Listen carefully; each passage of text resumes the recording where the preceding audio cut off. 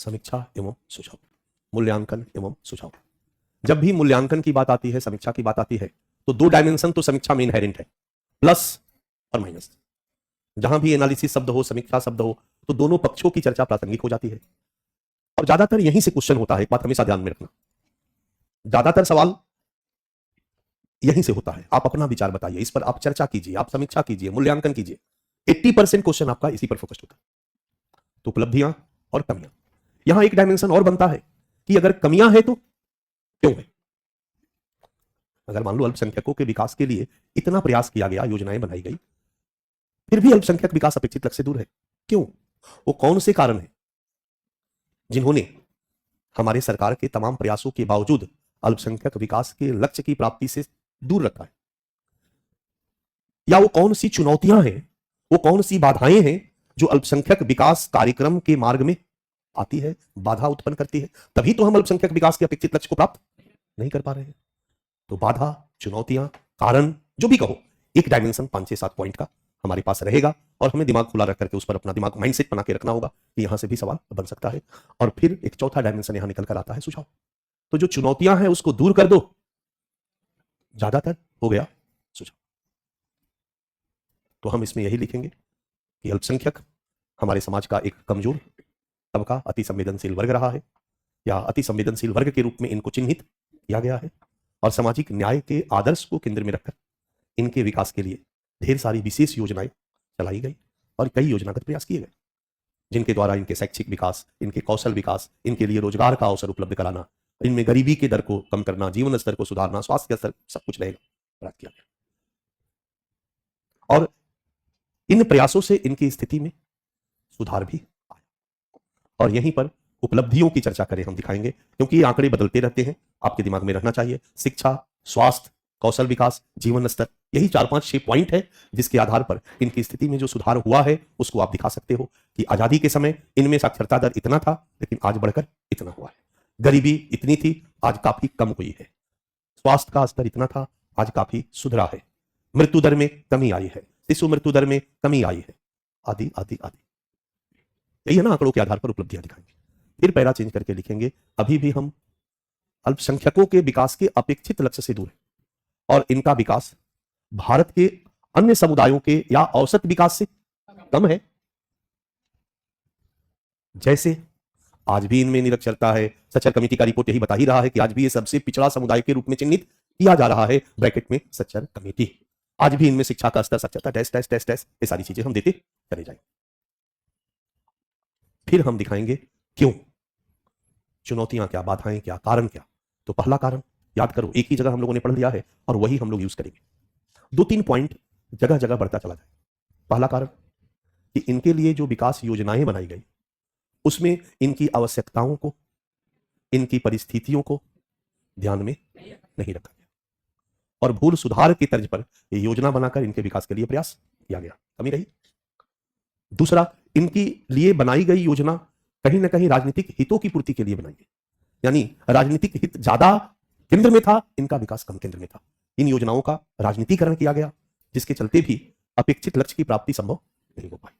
फिर बारी आ जाएगा इन योजनाओं और कार्यक्रमों के एक्सक्यूशन के लेवल पर, कार्यान्वयन के लेवल पर, तो दृढ़ इच्छा शक्ति का अभाव रहा, कोऑर्डिनेशन का अभाव रहा, भ्रष्टाचार, कोऑर्डिनेशन का अभाव रहा। तभी तो प्रधानमंत्री 15 सूत्री कार्यक्रम में सभी योजनाओं को इंटीग्रेट करके चलाने के लिए योजना बनाई गई, नहीं तो फिर अलग से बनाने की कोई जरूरत नहीं थी। ये इसीलिए बनाई गई ताकि सबको मिला के देखा जाए कि मैक्सिमम आउटपुट, तो अलग अलग मंत्रालय, अलग अलग योजनाएं और बिखरी पड़ी। और इस पर एक प्रश्न भी पूछा गया, अधिकारिता भी ओवरलैप होती है, याद आ रहा, आयोग के कंटेस्ट में प्रश्न पूछा गया। तो अलग अलग योजनाएं जब बनाई जाएगी तो बहुत सारे संसाधन भी मिसयूज होंगे, टकराव की स्थिति भी उत्पन्न होगी जिससे लक्ष्य की प्राप्ति में बाधा आएगी। तो ये भी एक रहा है। इसके अलावा भ्रष्टाचार, एक्सक्यूशन के लेवल पर भ्रष्टाचार भी एक बहुत बड़ा फैक्टर है जो अपेक्षित लक्ष्य की प्राप्ति में बाधक रहा है। अधिकारियों में भ्रष्टाचार, ब्यूरोक्रेसी में भ्रष्टाचार, ज्यादा नहीं लिखेंगे, हमारे पास ज्ञान ज्यादा है, पीछे हम ज्यादा ज्ञानी बन चुके हैं। हमारी रिजिड और ट्रेडिशनल ब्यूरोक्रेटिक स्ट्रक्चर याद आ रहा है, पीछे पीछे और कई चीजें हमने दिया है। तो हमारे पास कंटेंट है लेकिन हर जगह हम सारा यूज नहीं करेंगे, तो वहां से हम उठा लेंगे। और तीसरा, सामाजिक संरचना के स्तर पर चुनौती। तो कहीं ना कहीं हम कहेंगे कि भारत के अल्पसंख्यक समुदायों में, खास करके मुस्लिम अल्पसंख्यक समुदायों में, निरक्षरता भी एक बहुत बड़ी बाधा रही है। एक तो ये आधुनिकीकरण और नवाचार की दिशा में होने वाले परिवर्तन को स्वीकार नहीं कर पाए। स्वास्थ्य विकास के लिए टीका दिया गया लेकिन इन्होंने टीका नहीं लगवाया। बहुत सारे लोग झाड़ फूक में भरोसा किए और आधुनिक मेडिकल को अपनाने से अलग रहे, दूर रहे। बहुत सारे लोगों ने मजहबी शिक्षा पर बल दिया और आधुनिक शिक्षा के जितने भी इनके लिए कार्यक्रम चलाए गए उसका वो लाभ नहीं लिया। तो कहीं ना कहीं इनमें निरक्षरता का होना, इनमें रूढ़िवादिता का होना, या इनमें लिंग असमानता के तत्वों का होना, इस्लामिक या मुस्लिम समाज में कहीं ना कहीं महिलाओं की स्थिति निम्नतर रही है, लिंग असमानता प्रबल रहा है। इसलिए सरकार यदि मुस्लिम महिलाओं के विकास के लिए कुछ करती है तो पितृसत्तात्मक समाज उन मुस्लिम महिलाओं को इस योजना का लाभ लेने से बाधा उत्पन्न करता है, नहीं लेने देता है। कहता है तू घर का काम कर, स्किल्ड होएगी, ये सब काम हम कर लेंगे। नहीं, रोशनी योजना में नेतृत्व विकास करना है, नेता बनना है, बहुत सारी चीजें। ये सामाजिक संरचना के स्तर पर चुनौतियां हैं, ये सब बाधाएं हैं, चुनौतियां हैं, और इसी को दूर कर दोगे तो हो जाएगा। तो एक माइंडसेट अगर तुम बना लेते हो और हर जगह पर फिर हम लोग इसको लागू कर सकते हैं। ठीक है, लिखिए। निश्चित रूप से उपरोक्त विकास योजनाओं के रूप में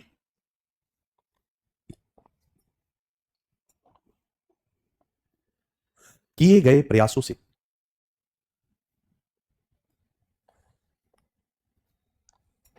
अल्पसंख्यक समुदाय की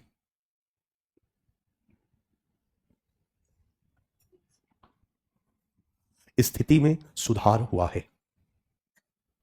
स्थिति में सुधार हुआ है। ब्रैकेट में उपलब्धियों की चर्चा करें।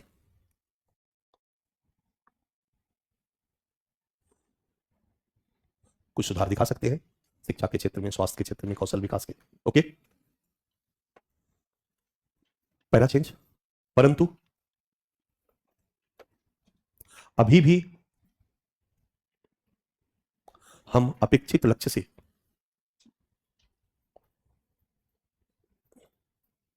दूर हैं और भारत का अल्पसंख्यक समुदाय, विशेषकर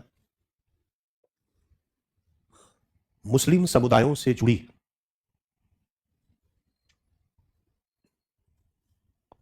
समस्याओं की निरंतरता बनी हुई है। नीचे ब्रैकेट में दो, सच्चर कमेटी की रिपोर्ट ऑब्लिक कमियों ऑब्लिक समस्याओं की चर्चा करें।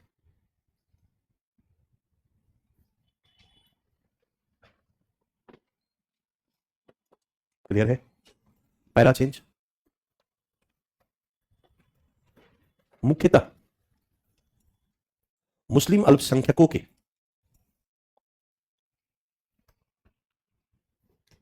सशक्तिकरण के संदर्भ में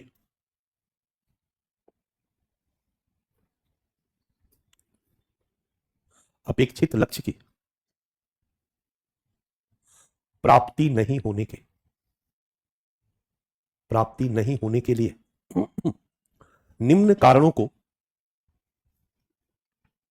उत्तरदायी ठहराया जा सकता है।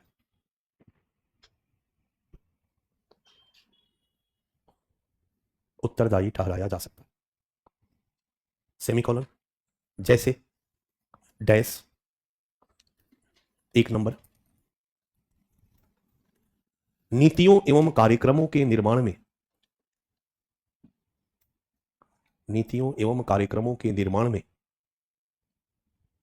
इनकी आवश्यकताओं, इनकी परिस्थितियों एवं मूल्यों पर ध्यान क्या नहीं दिया जाना। पहला पॉइंट यही है। क्लियर है? अभी पीछे बहुत डिस्कशन कर चुके हम लोग। सेकंड पॉइंट, क्रियान्वयन के स्तर पर दृढ़ इच्छा शक्ति का अभाव।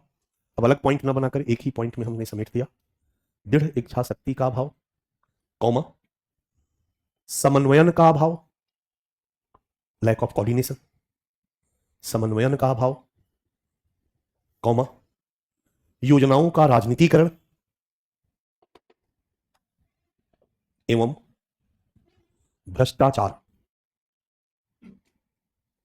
डैश, फलतः जन सहभागिता का अभाव। आजादी के बहुत वर्षों तक, ये ध्यान रखना, ये 2003, 4, 5 की योजनाओं की हमने चर्चा की, लेकिन अल्पसंख्यकों के विकास के लिए योजनाएं बहुत पहले से चलाई जा रही थी। ये बात अलग है कि उस समय अल्पसंख्यक कार्य मंत्रालय नहीं था, तो शुरू में सामाजिक न्याय का काम गृह मंत्रालय, कल्याण मंत्रालय, 1989 में फिर आ गया सामाजिक न्याय एवं अधिकारिता मंत्रालय, काम चल रहा था। ठीक है। तीसरा, मुख्यतः मुस्लिमों में शिक्षा का अभाव,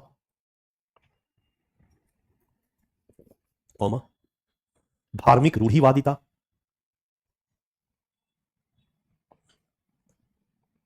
कॉमा, गरीबी आदि की निरंतरता,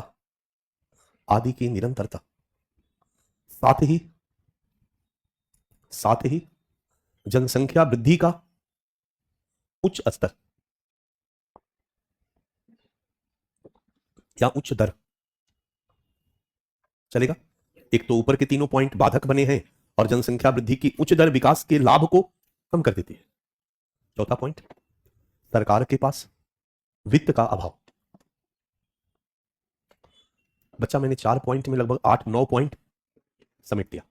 ओके, क्योंकि आपको भी ऐसा हमेशा करते रहने के लिए तैयार रहना पड़ेगा।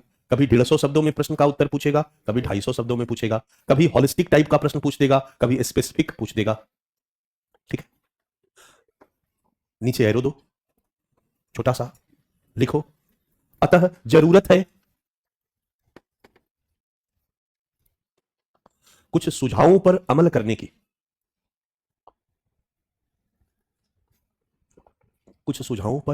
की, कॉमा, सेमीकोलन, जैसे डैश।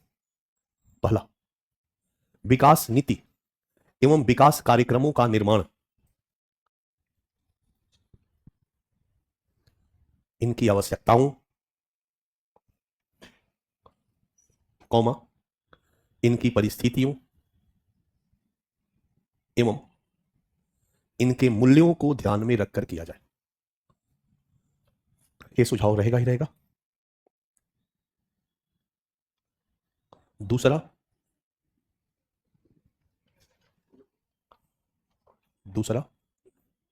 पहला हो गया, इन योजनाओं को दृढ़ इच्छा शक्ति एवं भ्रष्टाचार मुक्त तरीके से लागू किया जाए।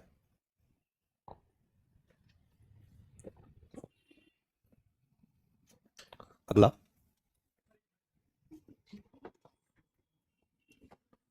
भ्रष्टाचार मुक्त तरीके से लागू किया जाए। अगला, योजनाओं के राजनीतिकरण पर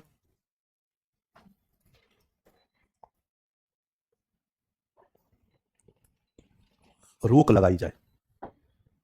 योजनाओं के राजनीतिकरण पर रोक लगाई जाए। यहां तक तो ठीक है। अगला, इनके विकास में एनजीओ तथा एसएचजी जैसी संस्थाओं को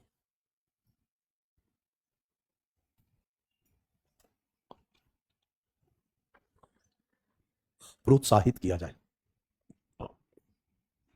यह सुझाव हमेशा देना, क्योंकि आज सरकार का सबसे ज्यादा फोकस्ड है एनजीओ एसएचजी। ठीक है, प्रोत्साहित किया जाए। प्रोत्साहित शब्द का मैंने इस्तेमाल किया है क्योंकि एनजीओ एसएचजी का प्रयोग जब से हो रहा है, सबसे बड़ी चुनौती है कि यह प्रयोग सही दिशा में। कहा जाता है कि प्रतिस्पर्धा बढ़ती है तो गुणवत्ता में सुधार होता है, बट ऐसा हो नहीं रहा है। जैसे जैसे समय बीता है बच्चा, स्कूल एजुकेशन का लेवल गिरा है, कॉलेज एजुकेशन का लेवल गिरा है, कोचिंग एजुकेशन का लेवल गिरा है, बढ़ा नहीं है। मैं तुम्हारे सामने हूं, मेरे पास 2005 के विद्यार्थियों का अनुभव भी है और आज के विद्यार्थियों का अनुभव भी है जो कोचिंग करने आते थे। तो मैं तो इस चीज को देख रहा हूं और यूपीएससी का रिजल्ट भी आपके सामने है। 2005 में यूपीएससी में हिंदी माध्यम का रिजल्ट क्या होता था और आज क्या होता है, ये दोनों अंतर सामने है। यही नहीं, विभिन्न उत्पादों की क्वालिटी भी खराब हुई है। पहले जो टीवी था, पहले जो फ्रिज था, पहले जो इलेक्ट्रॉनिक्स गुड्स थे, पहले जो सामान बनाई जाती थी वो टिकती थी। अब तो प्लान करके बनाया जाता है कि 3 साल में खराब होना ही है।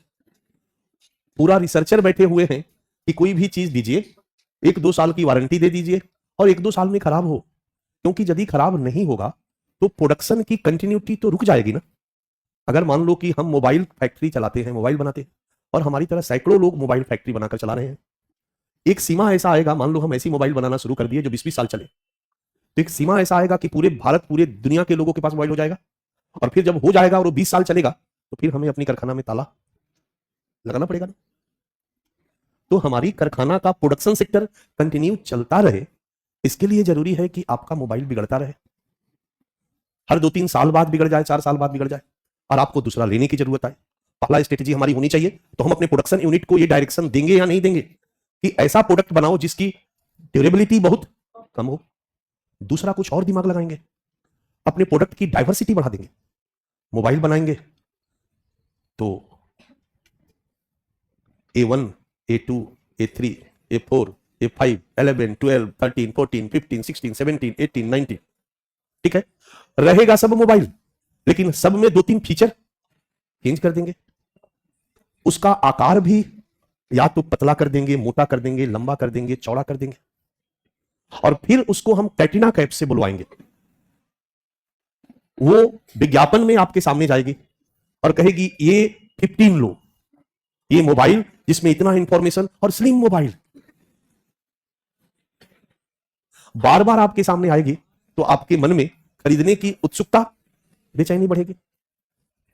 और कुछ दिनों बाद जब आपके पड़ोस वाला जो बगल में बैठा है वही मोबाइल लेके खुट खुट खुट खुट जब करेगा तो आपको तनाव होगा कि उसके पास आ गया और मेरे पास नहीं है, और आप उसको खरीदोगे। फिर आपका वो मोबाइल काम कर रहा है, 2 साल बाद फिर से कैटरीना कैफ आएगी या कोई और S17, S18 वो कहेगी कि ये मोबाइल इतना बड़ा है, पहले कह रही थी छोटा है, उसी को लो। स्लिम, फिर कहेगी बड़ा वाला लो। याद करो दंतमंजन का प्रचार आता था, खुरदुरे मंजन दांतों के अंदर तक मसूड़ों में फंसी हुई गंदगियों को साफ करता है, ये लोग खुरदुरे दंतमंजन। और फिर उसी कंपनी का एक विज्ञापन है, मैं कोटेशन किया हूं एक आर्टिकल में, जिसमें विज्ञापन आया कि खुरदुरे दांते को नुकसान पहुंचाते हैं मसूड़ों को, एक चिकना वाला लो। तो कुछ ना कुछ तो बदलाव लाना पड़ेगा। हर प्रोडक्शन कंपनी जो है वो कुछ ना कुछ बदलाव लाती है, जिसके कारण प्रोडक्शन क्षेत्र में भी क्वालिटी डिटोरिएट हुई है। हर जगह लगातार प्रतिस्पर्धा बढ़ी है, क्वालिटी कमजोर हुई है हर क्षेत्र में, इसलिए मत कहना। दूसरा पॉइंट आपने लिख दिया, एनजीओ एसएचजी। तीसरा वाला, पांचवा मतलब आधुनिक शिक्षा के प्रसार द्वारा, आधुनिक शिक्षा के प्रसार द्वारा अल्पसंख्यकों में विकास के लाभ को प्राप्त करने हेतु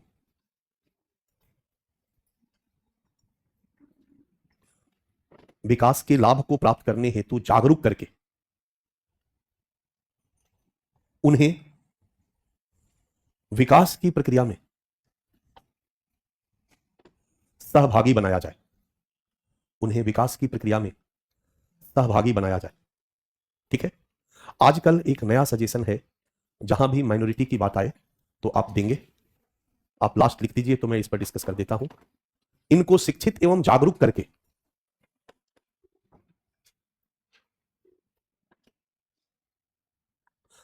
समान नागरिक संहिता के पक्ष में जनमत का निर्माण किया जाए और उनकी स्वीकृति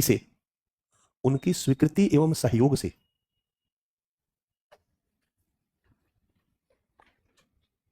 समान नागरिक संहिता को लागू किया जाए।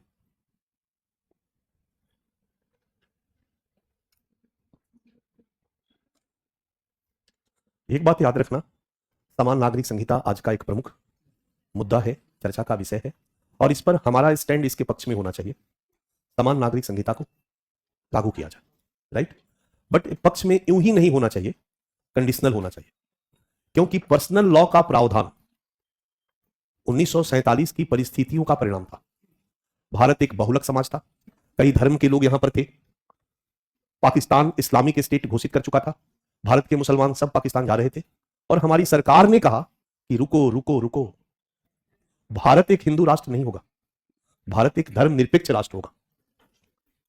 आपको डरने की कोई जरूरत नहीं है, आपका धर्म, आपकी मान्यताएं, आपकी परंपरा अक्षुण्ण बनी रहेगी और एक सेकुलर स्टेट के रूप में इंडिया एज ए स्टेट आपके धर्म, आपकी परंपरा और आपकी मान्यताओं को संरक्षण प्रदान करेगा। ये हमने भारत के हर धर्म के लोगों के साथ, अल्पसंख्यकों के साथ ये वादा किया था और इसी वादा के कारण हमने सेकुलरिज्म को वेस्टर्न मॉडल से बिल्कुल डिफरेंट मॉडल में लागू किया। हमारा सेकुलरिज्म वेस्टर्न सेकुलरिज्म से बिल्कुल अलग है, जो भारत की परिस्थितियों की उपज है, पहला पॉइंट। दूसरा पॉइंट कि हमने इसी वादा के कारण उनके लिए पर्सनल लॉ का प्रावधान किया कि भाई आपके लिए आपका अपना कानून होगा, ईसाई, मुस्लिम, आपका धर्म, आपकी मान्यता के हिसाब से आपके लिए कानून काम करेगा, सामान्य कानून आपके ऊपर लागू। और यदि अचानक जबरन कोई सरकार समान नागरिक संहिता आरोपित करती है तो यह वादा खिलाफी होगी और इसका रिएक्शन खराब हो सकता है, पहला पॉइंट। यहां पर दूसरा हमारा संदर्भ है कि हमारे संविधान में जो फंडामेंटल राइट्स है वो एब्सोल्यूट नहीं है, वो रिलेटिव है। यानी हमारा संविधान कहता है कि आपका मौलिक अधिकार समाज की कीमत पर नहीं है, बल्कि समाज की भलाई के लिए जरूरत पड़ने पर आपके मौलिक अधिकार को बंदी भी बनाया जा सकता है। समाज की भलाई मौलिक अधिकार है कि आप खुले सड़क पर कहीं भी आएंगे जाएंगे, लेकिन समाज की भलाई के लिए कर्फ्यू भी लगाया जा सकता है, 144 भी लगाया जा सकता है और आपके इस मौलिक अधिकार को रोका भी जा सकता है। हमने अपने संविधान में मौलिक अधिकार दिए, लेकिन मौलिक अधिकार लोगों को समाज के हिसाब से दिया। हमने लिंग समानता अपने संविधान के आदर्श में रखा, लेकिन 1956 में हिंदू उत्तराधिकार अधिनियम पारित करके लड़कियों को पैतृक संपत्ति में हिस्सा दिया, लेकिन पूरी तरह बराबरी वाला हिस्सा नहीं दिया। और फाइनली 2005-6 में हमने हिंदू उत्तराधिकार अधिनियम में संशोधन करके पूरी तरह बराबरी कर दिया। इसका मतलब है कि हम कोई भी मौलिक अधिकार तभी देंगे जब सामाजिक विखंडन की स्थिति उत्पन्न होने की संभावना न हो। सामाजिक विखंडन की स्थिति यदि उत्पन्न हो रही है तो सरकार आपके मौलिक अधिकारों का हरण करेगी, रोक के रखेगी। इसलिए मौलिक अधिकार कहता है कि मुस्लिम महिलाओं को भी लिंग समानता का अधिकार मिलना चाहिए, लेकिन मुस्लिम समाज अभी इसके लिए तैयार नहीं है। इसलिए बहुत सारे मुस्लिम महिलाओं के अधिकार को रोके रखा गया, उनको प्रदान नहीं किया गया और पर्सनल लॉ के हिसाब से उनके लिए ट्रीटमेंट किया जाता रहा, उनके ऊपर निर्णय होता रहा। बहुपति विवाह का प्रचलन हो या ट्रिपल तलाक का मामला हो, ये सब कुछ उसी हिसाब से चलता है। ठीक है, अब हम आते हैं समान नागरिक संहिता पर। आज भारत सांप्रदायिकता के दौर से गुजर रहा है। हिंदू मुस्लिम पारस्परिक अविश्वास और तनाव चरम पर है। विदेशी शक्तियां भारत को नष्ट करने पर लगी हुई है। रिलीजियस फंडामेंटलिज्म आज विश्व की समस्या बनी हुई है। रिलीजियस टेररिज्म आज विश्व की समस्या बनी हुई है और कई आतंकी संगठन और दुश्मन देश भारत पर टकटकी लगाकर बैठे हैं कि जरा भी माहौल बिगड़े तो यहां के युवाओं को गुमराह किया जा सके और उनको भारत के खिलाफ यूज किया जा सके।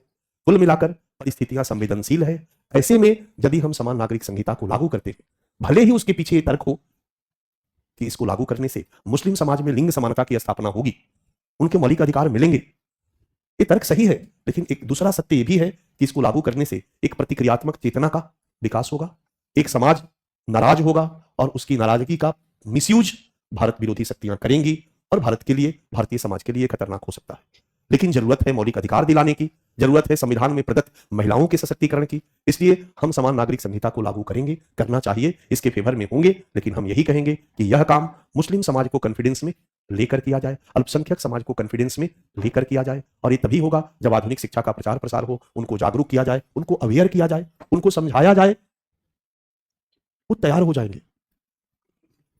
वो तैयार इसलिए नहीं होते हैं क्योंकि लागू करने का तरीका थोड़ा सा गड़बड़ होता है। कुछ लोग इसको उल्टा बोल देते। अदरवाइज आज भी भारत में मुसलमान एक विवाह करते हैं, ये आधुनिक शिक्षा का ही प्रसार है। ये 76 वर्षों की विकास यात्रा का परिणाम है कि एक विवाह करते हैं और जीवन पर्यंत एक विवाह के रूप में बने रहते हैं। आंकड़े बताते हैं कि डिवोर्स रेट मुस्लिमों की तुलना में हिंदुओं में ज्यादा है। यानी वो एक पति पत्नी के साथ जीवन बिताते। आंकड़े बताते हैं कि आज भारत के मुसलमान तलाक नहीं देते। ये रेयर घटना है, अपवाद स्वरूप घटना है। इसलिए अगर ट्रिपल तलाक को हटाने की बात हो और महिला सशक्तिकरण के नाम पर, लिंग समानता के नाम पर अगर उनमें बहुपति विवाह को खत्म करने की बात हो या फिर समान नागरिक संहिता को लागू करने की बात हो तो 95% मुसलमान इसके पक्ष में होंगे।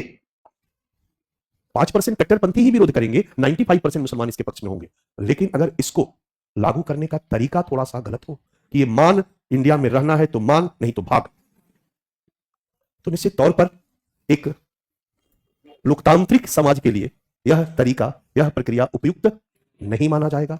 इसलिए हमने यहां पर लिखा है कि इसके पक्ष में जनमत का निर्माण करके, आधुनिक शिक्षा का प्रचार प्रसार और जनमत का निर्माण करके उनके सहयोग से समान नागरिक संहिता को लागू किया जाना। ये मैंने 3-4-5 मिनट आपका लिया क्योंकि ये कई जगहों पर, कई संदर्भों में आएगा और आपके सामने प्रश्न खड़ा होगा कि इस पर आपका स्टैंड क्या होना चाहिए। तो मैं उम्मीद करता हूं कि इसका स्टैंड क्लियर हो गया होगा। मैं सेकुलरिज्म जब पढ़ाता हूं तो इस पर विस्तृत चर्चा मैंने किया भी था और आगे जिनको नहीं पढ़ाया हूं इंडियन सोसाइटी, वहां होगी चर्चा। हमारा सुझाव हो गया। अब हम आ जाते हैं, जितने भी विकास योजनाएं मैंने लिखवाई है उसको एक एक नजर डाल देते हैं। लिखो मत, अब मत लिखो, काहे के लिए, सब डाल दिए हो रेडी। ये मैं आपको कल उपलब्ध करा दूंगा।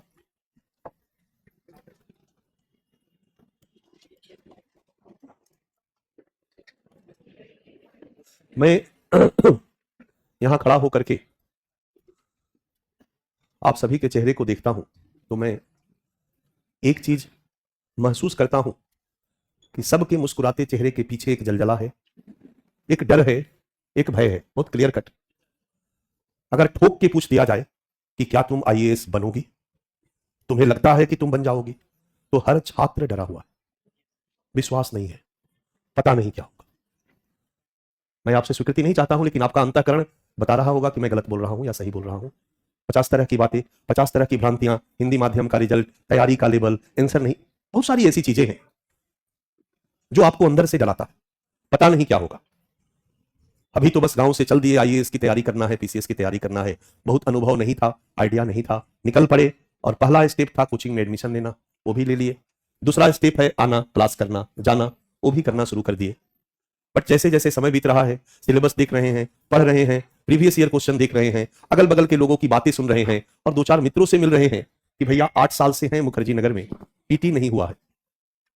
ये सारी घटनाएं हमें डराती है, सदमा देती है। बच्चा, इस पर मैं एक ही बात कहूंगा कि इस भ्रम से बाहर निकलो। हर छात्र अपनी सफलता के लिए जिम्मेदार होता है और हर छात्र अपनी असफलता के लिए भी जिम्मेदार होता है। मैं पहले दिन बोला था कि कोचिंग की भूमिका 10% है, 90% आपकी भूमिका है। और जिस दिन आपने ठान लिया कि हमें यूपीएससी पास करना है तो फिर दुनिया की कोई ताकत नहीं रोक सकती है। तो वो आप अंदर से अपना लक्ष्य लेकर चलो। हम लोग कुछ नहीं करेंगे, हमारा काम है पढ़ाना, हम पढ़ाएंगे।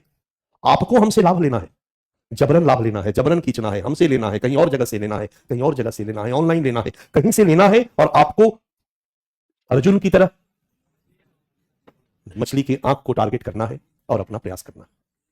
मैंने पीछे भी कहा था कि सिनेमा की कहानी याद है, मतलब आपका दिमाग सही है, आप मंदबुद्धि नहीं है, बेवकूफ नहीं है, आपके मस्तिष्क में वो क्षमता है। कमी हमारे बैकग्राउंड की रही है, हम सरकारी स्कूल से पढ़े, मिडिल क्लास फैमिली से आए, जिसके चलते कि हमारी पृष्ठभूमि थोड़ी कमजोर है, जिसको हम 6 महीने में कंप्लीट कर सकते हैं। 6 क्लास से लेकर 12 क्लास तक की एनसीईआरटी का 300 घंटे का क्लास होता है, मात्र 300 घंटे में 6 क्लास से 12 क्लास तक की एनसीईआरटी कहीं भी कई जगहों पर पढ़ाई जाती है, आपके यहां भी है। भैया आप 20 बार पढ़ लो ना, पागलों की तरह पढ़ लो, आपका बेस तैयार हो जाएगा। एक टफ काम नहीं है और इसके बाद जब आप आगे बढ़ोगे तो आपका कॉन्फिडेंस लेवल। इसलिए मैं कहूंगा यही कि गलती से या सही से यदि आपने भारत के सबसे टॉप पोस्ट को पाने का ख्वाब पाल लिया है, इस फील्ड में आ गए हैं, तो फिर रुकिए नहीं, अपनी पूरी ताकत झोंक दीजिए, आर या पार सफलता मिलेगी बच्चा। मैं नहीं कहता हूं कि आप आईएएस बन जाओगे, आईएएस बन जाओगे, लेकिन अगर एसडीएम डीएसपी भी बन जाते हो ना तो इस दौर में वो खराब नहीं है, वो बहुत अच्छा है। तो हम क्या बनेंगे वो बात की चीज है, हम अपनी पूरी ताकत जिस काम के लिए आए हैं उस काम में लगाएं।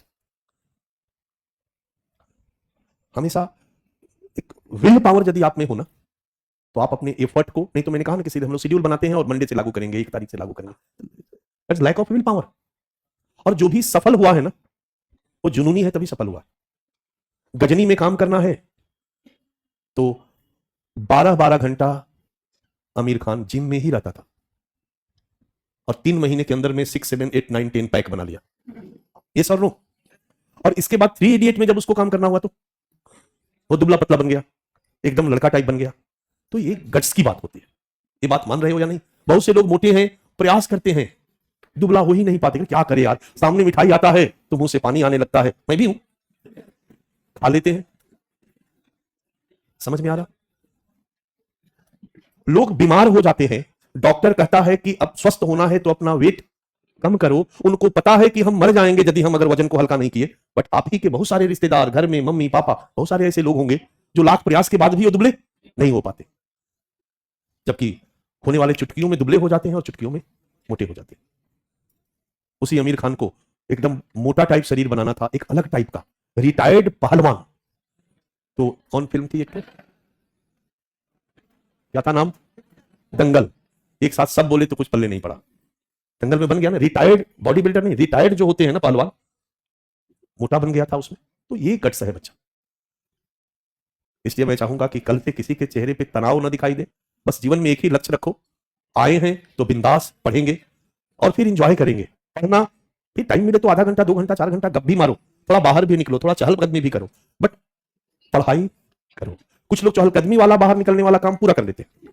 मेरे घर में मेरा बेटा है तो मैं कहता हूं इतना घंटा पढ़ना, इतना घंटा का, तो पढ़ने वाला घंटा को माइनस करता चला जाता है। बट वो जो इंटरटेनमेंट वाला आवर से उसके साथ वो 1 मिनट भी कंप्रोमाइज नहीं करता, पढ़ाई वाले में घटा देता है। तो अगर उसको आप मेंटेन रखो फिर कुछ भी करो। मैं जब हॉस्टल में था, बनारस हिंदू यूनिवर्सिटी के हॉस्टल में, तो उस समय, अब ऐसी व्यवस्था नहीं है, उस समय डिपार्टमेंट वाइज व्यवस्था थी। जैसे बिरला हॉस्टल एशिया का सबसे बड़ा छात्रावास था और उसमें केवल आर्ट्स फैकल्टी के बच्चे रहते थे। राजा राम मोहन राय में सोशल साइंस के सारे छात्र रहते थे, पीजी और पीएचडी लेवल पर, और अंडर ग्रेजुएट लेवल पर आचार्य नरेंद्र देव छात्रावास था। वैसे ही अंदर की तरफ चले जाओगे तो साइंस वालों के लिए भाभा था, फिर आईटी वालों के लिए अलग अलग हॉस्टल थे। आर्ट्स और सोशल साइंस में पढ़ने वाले बच्चे, इतिहास, पॉलिटिकल साइंस वाले बच्चे, तो भाई सी बात है जो कम नंबर थोड़ा लाते हैं वो इधर जाते हैं, तो थोड़ा जीनियस टाइप के होते हैं वो इंजीनियरिंग वगैरह में चले जाते हैं। इधर वाले बच्चे टाइम से 10, साढ़े 10 बजे सो जाते थे, कीओ कार्पिन का तेल लगा के कंघी उंघी करके रहते थे, टाइमली सोना, सुबह 5-6 बजे उठ के पढ़ाई करना, सब कुछ रूटीन से करते थे। और आईटी वाले बच्चे आराम से 2 बजे रात को साइकिल लेके निकल जाते थे लंका पर, मस्ती करते थे, सिगरेट भी पी लेते थे, पार्टी करके बियर भी पी लेते थे। लेकिन इस पूरी प्रक्रिया में वो अपना पढ़ाई नहीं छोड़ते थे। संस्थान का प्रेशर भी होता था, टॉपिक ऐसा होता था कि बिना पढ़े हुए पास कर नहीं सकते हो, तो पढ़ाई को केंद्र में रखते थे और फिर बाकी सारा मस्ती करते थे। और इधर वाले सब पूरा सिस्टमेटिक करते हुए भी नहीं पढ़ पाते थे। तो बच्चा, मुख्य है आपका पढ़ाई। ओ हो बाकी फिर कुछ भी हो रहा है कोई फर्क नहीं पड़ता। समर्थ के नहीं दोष गोसाई, आईएएस बन जाओगे, तुम्हारी शादी के लिए लोग आएंगे, उनसे कोई कान में कहेगा कि लड़का पीता है, तो पता है वो क्या कहेंगे? कोई नहीं, आजकल कौन नहीं पीता है, प्रधानमंत्री भी पीते है या नहीं? और कुछ नहीं करोगे तो वही काम पीने वाला अगर कोई जान जाए तो आपका सबसे ज्यादा नीचे दर्जा आपका मिल जाएगा। तो सबसे पहली जरूरत है आप समर्थवान बनो, और ये अपॉर्चुनिटी आपको मिली है। आज कई ऐसे लोग हैं यूपीएससी दे रहे हैं और जिला हेडक्वार्टर से दे रहे हैं, गांव से दे रहे हैं, प्रयाग का एक गाइड खरीद लेते हैं और उसी को पढ़ करके यूपीएससी दे रहे होते हैं। उनको आइडिया भी नहीं है कि यूपीएससी क्या है। तो आप सौभाग्यशाली हो कि आपको भारत के सबसे टॉप जगह जहां सारे क्रीम होते हैं वहां आकर के तैयारी करने का मौका मिला है। आप सबसे इन परीक्षाओं से अवेयर हो, सब चीज आपको पता है, तो कम से कम इस अवसर का लाभ उठाओ। थैंक्स बोलो खान जी को कि इन्होंने भी सारे अनुभवी शिक्षकों को लाकर के एक मंच पर खड़ा कर दिया। अदरवाइज जो कॉर्पोरेटाइजेशन हो रहा है उसमें ज्यादातर शिक्षक हेलो गाइज, हाय गाइज वाले रखे जा रहे हैं, जिनको बच्चे रेटिंग खूब अच्छा देते हैं, क्योंकि बच्चे भी 10th पास करके 11-12 पास करके यूपीएससी देने आ गए हैं और उनको वैसा ही टीचर अच्छा लगता है। तो कम से कम ये अवसर मिला है, बच्चा लाभ उठाओ। लड़कियों को अवसर मिला है, माँ बाप बड़े अरमान से आपको भेजे होंगे, आपकी दादी, आपकी चाची, आपकी रिश्तेदार लोग ताना मार रहे होंगे कि पगला गया है, लड़कियां को भेज दिया अकेले जाके दिल्ली में, पता नहीं क्या क्या करेगी। हमारी समाज की जैसी सोच है वो यही सोच है बच्चा। इसलिए मैं कहूंगा आप लोग भी गंभीर हो और मैं पढ़ाऊं तो लगे कि मैं उन बच्चों को पढ़ा रहा हूं जो हमारे इस परीक्षा में सफल हो सकते हैं, होंगे। ठीक है, थोड़ा अनुशासन आया है 2-3-4 दिनों में, लेकिन मैं चाहता हूं कि सेल्फ डिसिप्लिन जो स्टूडेंट है उसमें आप आओ। हम लोग, मैंने क्या किया है कि सारी योजनाओं को अलग अलग दे दिया है, बहुत तेजी से मैं आपको गुजार दे रहा हूं। प्रधानमंत्री का नया 15 सूत्री कार्यक्रम ये 2006 में एक व्यापक कार्यक्रम के रूप में घोषित किया गया। सरकार की विभिन्न योजनाओं का समुचित लाभ, जितनी भी योजनाएं हैं, उसका सही सही लाभ अल्पसंख्यकों तक पहुंचे, यही उद्देश्य था। मैं यहां एक बात बताना चाहूंगा, 90 के दशक के बाद सरकार के सभी विभागों और मंत्रालयों में एक ट्रेंड दिखाई देता। वो ट्रेंड है कि जो अलग अलग मंत्रालयों द्वारा ढेर सारी जो योजनाएं चलाई जा रही थी ना, उन सबको इंटीग्रेट करने की, ताकि जो संसाधन खर्च हो रहे थे उसको मिनिमाइज किया जा सके। मैंने आप लोगों को एक दिन स्मार्ट सिटी मिशन के बारे में बताया था कि वहां पर फंड बाकी योजनाओं से कर दिया जाएगा। श्यामा प्रसाद मुखर्जी अर्बन मिशन में गांव के विकास के लिए अन्य जितनी योजनाएं ढेर सारी चलाई जा रही है उस सबको उसमें इंटीग्रेट कर दिया जाएगा। तो योजनाओं के इंटीग्रेशन की जो प्रवृत्ति है, ये एक ट्रेंड आया है हमारे विकास योजनाओं में, ये ध्यान में रखना होगा, ताकि रिसोर्सेज से जो खर्च होता है उसको मिनिमाइज किया जा सके, मिसयूज को कम किया जा सके, सरकार की विभिन्न योजनाओं का समुचित लाभ अल्पसंख्यक समुदाय तक पहुंचे। इसका अलग से कोई बजट नहीं है और विभिन्न मंत्रालयों से जुड़ी योजनाओं से संचालित है। इसके तहत 11 मंत्रालयों द्वारा संचालित 24 योजनाओं को शामिल किया गया। इसमें 3 योजना की जो है उसको बंद किया गया है। ये है ये कार्यक्रम। इसका उद्देश्य है शिक्षा के अवसरों को, अल्पसंख्यक समुदाय में शिक्षा के अवसरों को बढ़ावा देना। अब यहां पर एक चीज आपको क्लियर मिलेगा कि अल्पसंख्यकों की मुख्य समस्या क्या है, और वही समस्या को दूर करने के लिए ये योजना फोकस्ड है। 1-2 नहीं, 24 कार्यक्रमों के माध्यम से, यानी इनके लिए जो योजनाएं हैं वो इन्हीं पर फोकस्ड है। शिक्षा के अवसरों को बढ़ावा देना, इसमें ढेर सारा पक्ष मैंने डाल दिया है। एकीकृत बाल विकास योजना की जो भी है, मदरसा शिक्षा का आधुनिकीकरण, उर्दू शिक्षा है तो अधिक संसाधन जुटाना, विद्यालय शिक्षा की उपलब्धता को सुधारना, आदि आदि। आर्थिक क्रियाकलापों और रोजगार में अल्पसंख्यकों की समुचित हिस्सेदारी को सुनिश्चित करना। तीसरा, अल्पसंख्यक समुदाय के व्यक्तियों के जीवन अवसर स्तर को सुधारना। चौथा, सांप्रदायिक दंगों की रोकथाम करना और नियंत्रण करना, क्योंकि इनकी यह भी एक समस्या है और समस्या की चर्चा करते समय हम लोगों ने लिखा था। क्लियर है? बाकी डिटेल एक बार रीडिंग डालने के लिए आपके पास रहेगा, आप रीडिंग डाल दोगे। एक बार रहेगा तो मोटा मोटी 4 लाइन इसमें होना चाहिए आपके पास, इससे ज्यादा की जरूरत कभी नहीं है। प्रधानमंत्री जन विकास कार्यक्रम, मैंने कहा था कि ये पहले ही शुरू किया जा चुका था, लेकिन 2018 में इस नाम से शुरू किया गया। एक विशेष क्षेत्र विकास योजना, area special area development programme, जिसको 2008-9 में शुरू किया गया। सचर कमेटी की रिपोर्ट 2006 में आई थी, नवंबर में। 8-9 में शुरू किया गया। बहुक्षेत्रीय विकास कार्यक्रम के नाम से शुरू किया गया। इसका प्रमुख उद्देश्य था पिछड़े क्षेत्रों में जहां अल्पसंख्यक आबादी अधिक है, सामाजिक, आर्थिक एवं मूलभूत सुविधाओं के साथ परिसंपत्ति को विकसित करना, ताकि अल्पसंख्यकों के विकास को त्वरित किया। पहले कार्यक्रम के अधीन जिन जिलों में कम से कम 25% अल्पसंख्यक आबादी थी, उस जिला को अल्पसंख्यक बहुल जिला कहा जाता था। उस रूप में उनको चिन्हित करके और उस क्षेत्र के विकास पर अधिक वहां सड़क बनवा देना, शिक्षण संस्थान खोल देना, उनके लिए बल देना। बाद में 17-18 में ये अल्पसंख्यक बहुल जिला को 3 कैटेगरी में कैटेगराइज कर दिया गया। वर्तमान में एमसीडी के स्थान पर विकास की 3 क्षेत्रीय इकाई का निर्माण किया गया। अल्पसंख्यक बहुल ब्लॉक, न्यूनतम आबादी 25%, अल्पसंख्यक बहुल गांव, न्यूनतम आबादी 50%, और अल्पसंख्यक बहुल शहर, न्यूनतम आबादी 25%। और इस क्षेत्र के विकास पर फोकस किया जा रहा है। डन। ये केंद्र प्रायोजित योजना है और 60-40 का रेशियो है। 60% खर्च का केंद्र देता है, 40% राज्य देती है। नॉर्थ ईस्ट के लिए 90 और 10 होता है, याद रखना। ऑलमोस्ट यही रेशियो हर जगह पाया जाता है। ठीक है? चालू वित्त वर्ष में यानी 2021 तक ये इतना फंड गया, ये तो अपडेट करते रहोगे, इसकी कोई जरूरत नहीं है। सीखो और कमाओ योजना, मैं 2-2, 3-3 मिनट ले रहा हूं और मुझे लगता है कि 15 मिनट में मैं इस पर एक नजर आपको दिलवा दूंगा। सीखो और कमाओ योजना 13-14 से अल्पसंख्यक युवाओं के कौशल विकास के लिए संचालित योजना, जिसका 100% अनुदान केंद्र सरकार के द्वारा दिया जाता है। उद्देश्य अल्पसंख्यकों को रोजगार एवं स्वरोजगार के लिए तैयार करके उनकी बेरोजगारी को दूर करना और अल्पसंख्यकों की पारंपरिक कौशल का संरक्षण, उन्नयन को संभव बनाना। जो उनका ट्रेडिशनल कौशल है उसी में उनको स्किल्ड किया जाए तो क्या दिक्कत है? अगर भदोही में कालीन बनाने का काम है, फिरोजाबाद में चूड़ी बनाने का काम है और उसमें जो लगे हुए हैं उन्हीं में उनको स्किल्ड किया जाए, याद रखना इसी का एक नया रूप है उस्ताद योजना। उस्ताद योजना इसी का एक नया रूप है। पारंपरिक कौशल का संरक्षण, उन्नयन तथा उस कौशल से निर्मित उत्पादों के लिए बाजार उपलब्ध कराना, ताकि वो बेचे बिकेगा तो उनकी स्थिति सुधरेगी। मौजूदा कर्मियों के रोजगार परकता को बेहतर बनाना और बीच में पढ़ाई छोड़ने वाले बच्चों को में कमी लाना। हाशिए पर रह रहे अल्पसंख्यकों को आजीविका का बेहतर साधन को उपलब्ध कराना, जिनसे वह समाज की मुख्य धारा में शामिल हो सके। बढ़ते बाजार के अवसर का लाभ उठाने के लिए उनको प्रशिक्षित करके उन्हें सक्षम बनाना, क्योंकि ट्रेंड होंगे तो अपनी ट्रेडिशनल चीजों को बेहतर तरीके से बनाएंगे। नहीं तो आज मार्केट इकोनॉमी में ऐसी चीजें बिक रही है कि बाहर से इतने सस्ते में कारपेट आ गया कि भदोही का कालीन उद्योग बंद होने के कगार पे आ गया। नए नए डिजाइन, नए नए स्टाइल के बने हुई साड़ियां आ गई कि बनारस के साड़ी उद्योग में लगे हुए लोग कोई खरीद ही नहीं रहा है बनारस साड़ी, वही टिपिकल टाइप का पुराना। समझ में आ रहा मेरी बात? तो ये था कि उनको भी जिंदा कर दिया जाए, उनको भी थोड़ा ट्रेन किया जाए ताकि इसको और बेहतर वो कर सके। 2021-22 के लिए बजट का प्रावधान डन। अगला है उस्ताद योजना। ये आप हेडिंग डालो, इसको हम लोग लिखेंगे।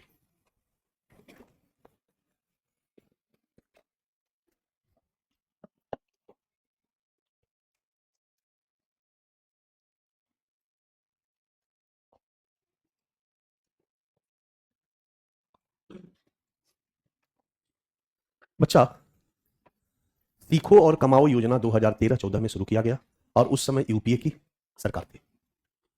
हमारे प्रधानमंत्री जी बनारस से चुनाव लड़ने का निर्णय लिया और बनारस के लोगों की सबसे बड़ी समस्या थी, खास करके अल्पसंख्यकों की, कि उनका बनारसी साड़ी का उद्योग ठप हो रहा था। नए नए डिजाइन की सस्ती सस्ती साड़ियां बाजार में आ गई थी, या बाजार में कुछ नए डिजाइनर चीजें आ गई थी जिससे वो टिपिकल टाइप की साड़ी किसी को खरीदने के लिए कोई तैयार नहीं था। उनकी साड़ियां बिक ही नहीं रही थी, लागत खर्च ज्यादा आ रहा था, उससे सस्ती साड़ियां बाजार में उपलब्ध थी, यहां तक कि सिल्क की साड़ी भी।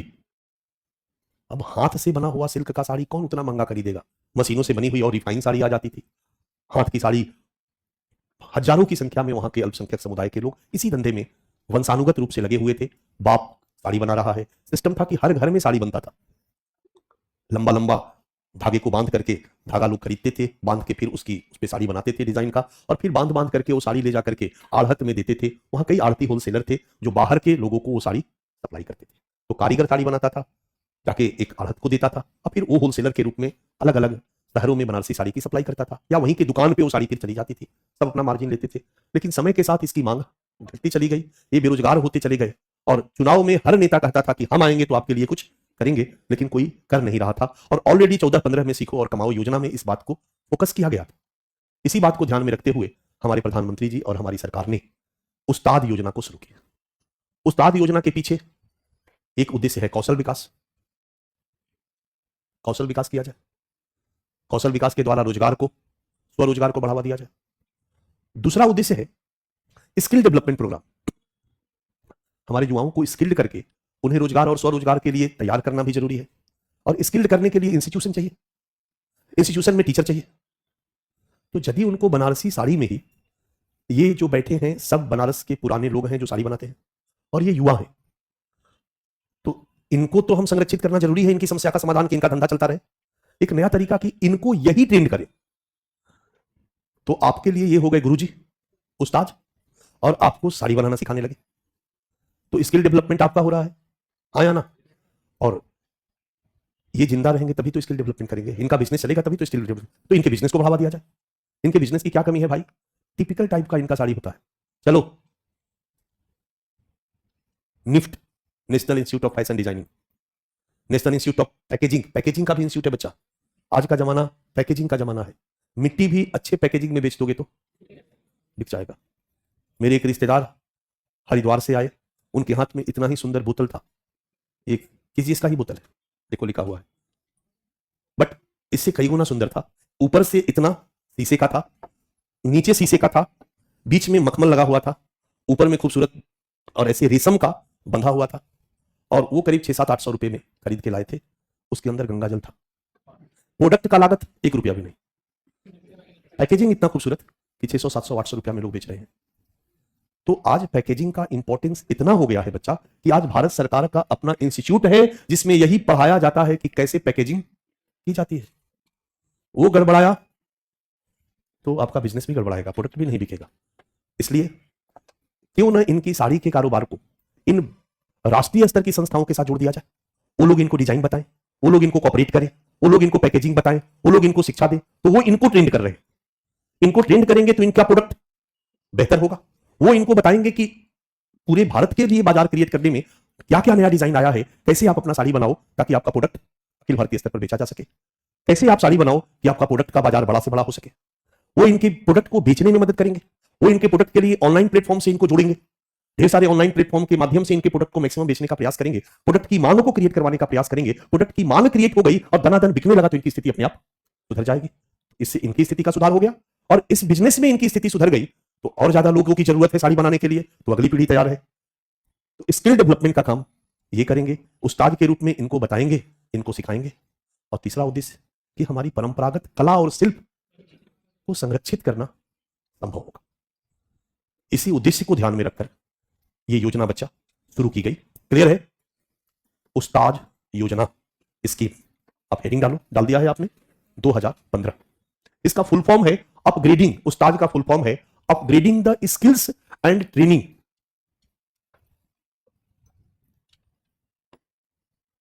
Upgrading the skills and training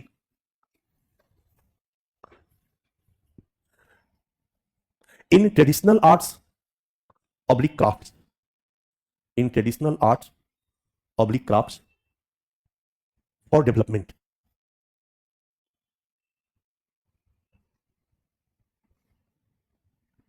ठीक है,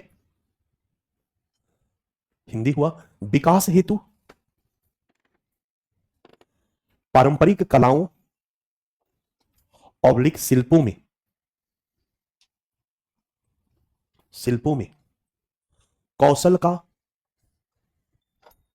प्रशिक्षण एवं उन्नयन, कौशल का प्रशिक्षण एवं उन्नयन। नीचे एरो दो।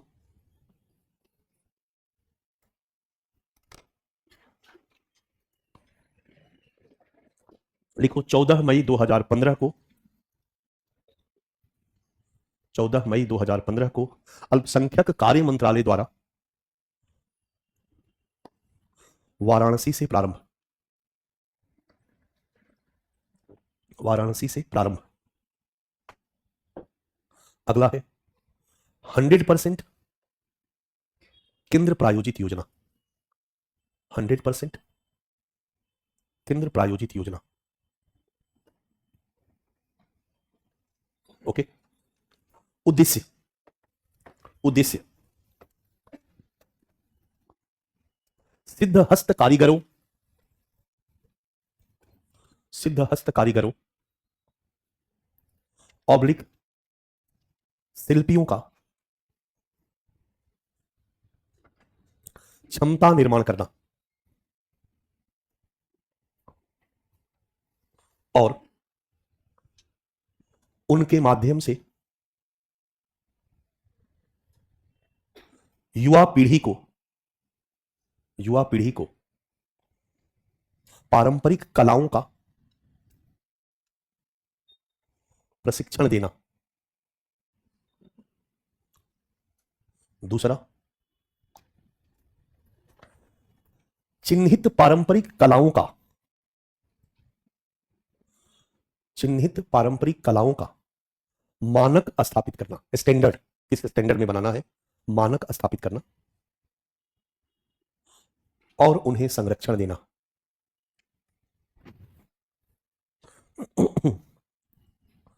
तीसरा पॉइंट, पारंपरिक कौशल का, पारंपरिक कौशल समझ रहे हो, कालीन उद्योग, कालीन बनाने में, साड़ी बनाने में, पारंपरिक कौशल का वैश्विक बाजार के साथ, वैश्विक बाजार के साथ संबंध स्थापित करना, संबंध स्थापित करना।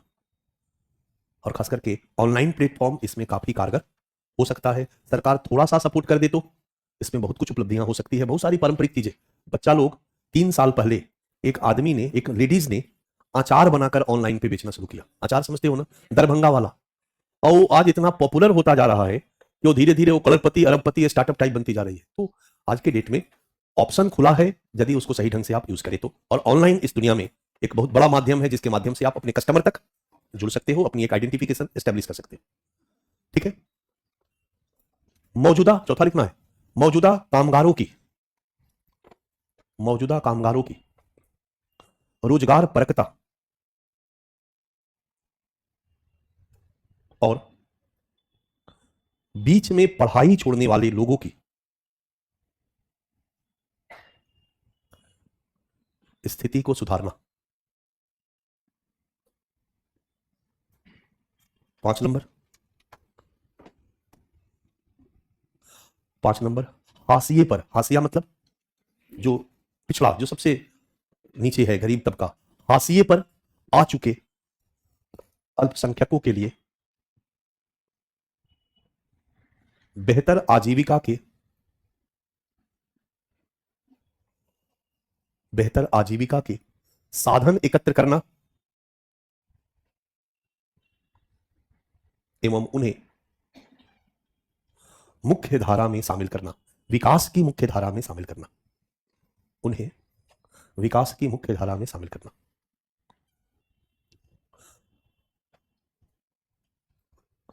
छठा, बढ़ते बाजार में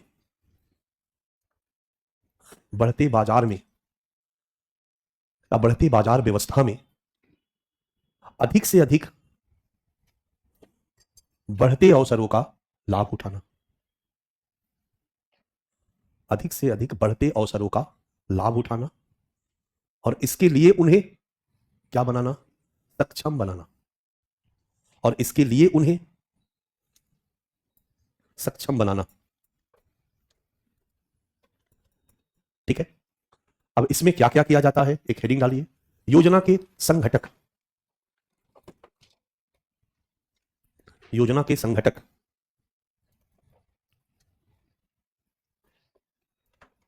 पहला है विभिन्न संस्थानों के माध्यम से, कई संस्थान, विभिन्न संस्थानों के माध्यम से कौशल का उन्नयन तथा पारंपरिक कलाओं का प्रशिक्षण,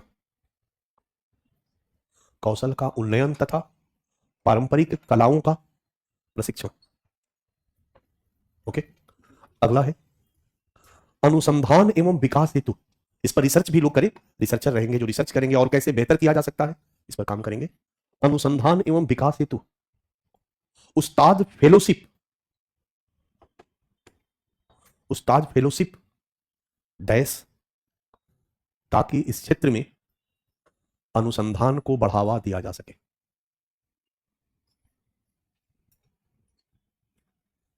उस्ताद फेलोशिप ताकि इस क्षेत्र में अनुसंधान को बढ़ावा दिया जा सके। तीसरा, पारंपरिक कलाओं एवं शिल्पों, पारंपरिक कलाओं एवं शिल्पों का संग्रह करने हेतु, संग्रह करने हेतु शिल्प संग्रहालय को सहायता प्रदान करना। समझ में आ रहा है? संग्रहालय में इसको संरक्षित किया जाएगा, जगह जगह प्रदर्शनी लगाई जाएगी, लोग देखेंगे तो खरीदने के लिए मोटिवेट होंगे। और अगला है अल्पसंख्यक शिल्पकारों एवं कारीगरों को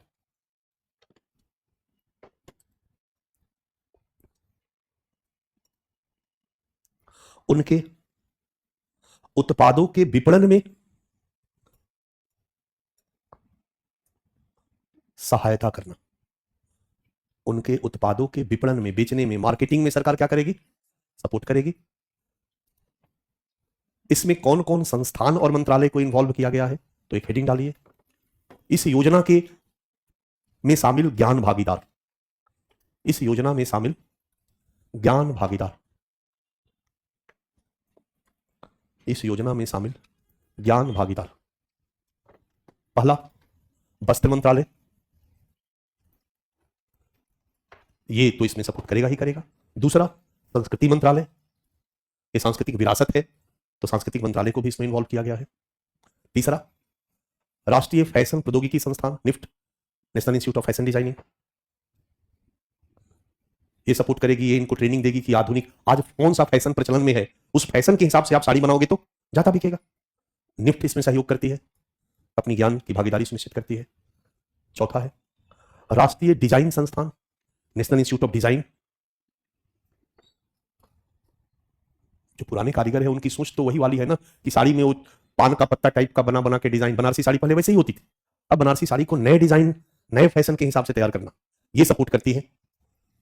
पांचवा भारतीय पैकेजिंग संस्थान, इंडियन इंस्टीट्यूट ऑफ पैकेजिंग, भारतीय पैकेजिंग संस्थान। और छठा है क्षेत्रीय निर्यात संवर्धन परिषद, क्षेत्रीय निर्यात संवर्धन परिषद, जो इनके प्रोडक्ट को क्या करेगा, एक्सपोर्ट करने और बेचने में सहायता करेगा।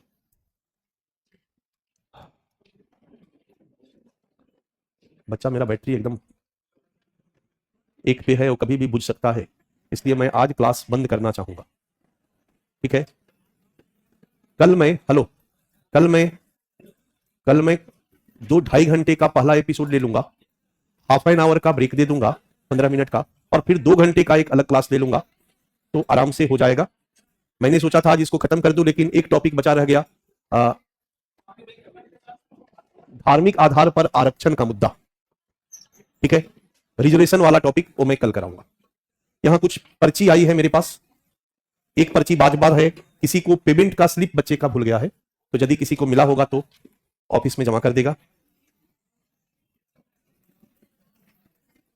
सर, अगर कोई एसएचजी से पैसा लेने के बाद उसे लौटाने में असक्षम हो या पैसा लेकर भाग जाए, तो एसएचजी की पूरी प्रक्रिया में, एसएचजी टॉपिक एक है ना, वहां पर तो पूरा डिटेल ही पढ़ाया जाएगा, यहां उसकी कोई जरूरत नहीं है।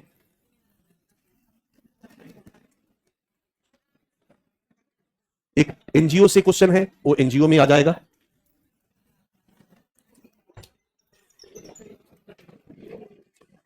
आज बंद करते हैं बच्चा, सो थैंक यू, कल मिलते हैं हम लोग।